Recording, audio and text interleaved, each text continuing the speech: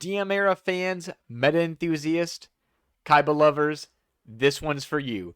And that is because with the Blue Eyes White Destiny structure being released to the TCG, the metagame is shifting. And that is because of the first card that we're mentioning that players need to be having going into the future metagame, and that is Primite Lordly Load. And now, Primite Lordly Load is a card we've been talking about for quite some time on this channel, so hopefully you took advantage of that. But it is the #1 card going into the Blue Eyes metagame, and that is because of all the vanilla support it offers. Not only does it add one of your Primite cards, being the Drill Beam from the deck to the hand, but you have access to all sorts of vanilla summons. So it's going to be Blue Eyes every single turn. And we've seen that in the OCG between the Primite Lordly Load, the Drill Beam, and the Ether Barrel, that this has pushed the Blue Eyes structure deck over the top. And for quite some time, it was actually the leader of their meta game. And given that success, we've seen players already prepping for the release of the Blue Eyes White structure, and this has been hinted in the price increase of the card itself. So again, hopefully for the players out there, you already have these copies, or else you might have to wait for them to cool down a little bit. But Primite Lordly Load is definitely going to be one of the mainstays in the future metagame, whether you're playing Blue Eyes or some other Primite Rogue variant. And I can guarantee that in the future, we will probably have a few more lurking around other than Blue Eyes. But then that leads us directly into our second card, and that is the Primite Dragon Ether Barrel. And we're not going to spend too much time on this card. As we know, it combos perfectly with the Lordly Load. It combos with the Primite Drill Beam, and you're going to be recurring the Drill Beam every single turn after you cycle the Ether Barrel back to your hand because you have a Blue Eyes either on the field or in the graveyard. So to the meta players out there or the Blue Eyes fans just in general, the Primite package is definitely for you, and even in the future, after the Blue Eyes kind of calms down a bit, I do believe Primates will be seeing their stay in the meta game. And that leads us into our third card, and that is Dominus Purge. And now, for the Blue Eyes players out there, Dominus Purge is one of the main hand traps that you're going to be using, especially since it doesn't cut off the light attribute. And from some of the Blue Eyes players I've been talking to, they've been saying this is one of the cards, other than the Primite package, that they were picking up beforehand, so hopefully they didn't have to pay a premium once a lot of players were using it. So this has definitely been a card that a lot of players have been, testing around a bit. After we saw the success with Impulse, some players were like, well, wait a minute, can I actually use the Purge? And the answer is a hard yes. And then we also see we have support coming to the Dominuses and potentially even more support in the future. So picking up your copies of the Purge sooner rather than later might be more beneficial. And the only thing, and I have to always say this, that you would have to worry about is if there's some preemptive reprints that we see in Stampede, like how they mentioned with the Fua loss. So again, for the meta players out there, or even the Blue Eyes players, which is meta right now, Dominus Purge might be a go-to in the future meta game. And now number 4 and number 5 is a 2-card combo in the extra deck that Blue Eyes players need to be keeping in the back of their mind. And number 4 is Crimson Dragon, and number 5 is the Cosmic Blazar Dragon.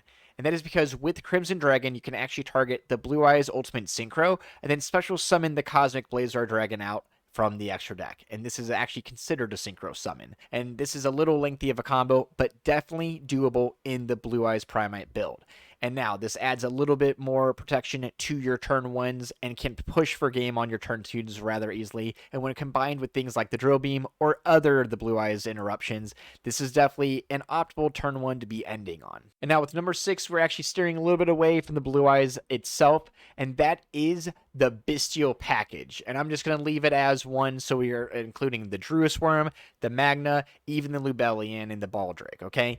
And now, if we've been noticing in the metagame or the last YCSs or anything you're looking at with all these lists coming out, we will notice a main theme, and that is the inclusion of Bestials in the main deck, the side deck. It's either or, because those suckers are going in there. And that is because not only have we seen Lights and Darks overall in the metagame recently, but we are noticing that Banishing for the Grave is kind of broken right now.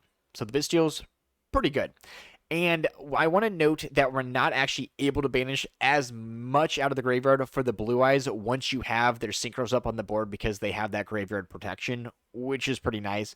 But that doesn't change the fact that these are still staples in the Ryziels, in the Malices, and into any deck that you were kind of wanting to have any toolbox in because of how good they are against the metagame itself. So if you're building any of the meta decks, or even Rogue itself, definitely be considering yourself the Bestial package, because I don't think they're going to be going anywhere unless Konami hits them. And if anything, I think they're going to be getting reprints soon in the Stampede. So I know they're expensive right now. Maybe you can wait to see if they're in the Stampede to go down a little bit. But honestly, these cards, unless again hit a lot by Konami, are going to be staying in the metagame in the future. And that brings us to the next card that I will love to talk about, and that is Chaos Hunter. And now, I know a lot of players have seen the Chaos Hunter being dropped, and it was actually 2 Chaos Hunters being dropped back to back on the latest YCS Birmingham. And I just want to note that we have been talking about Chaos Hunter for quite some time on this channel. And again, not as hard as the early loads, but we've seen their price spike. And that is because these cards, along with Lancia, are perfect side deck outs to the Malice archetype, and we're seeing Malice keeping pace with the metagame.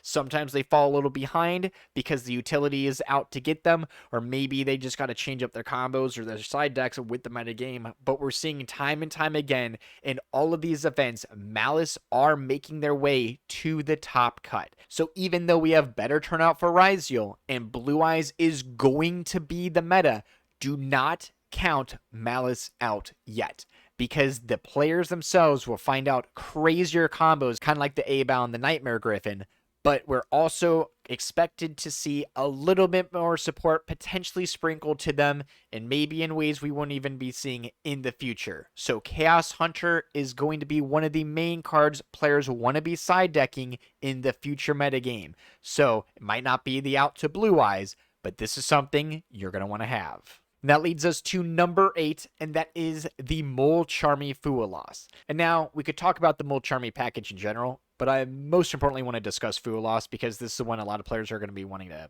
look at for their side decks. And now we see that it is getting a reprint in the Stampede. At least that's what they were discussing with the Konami reveal.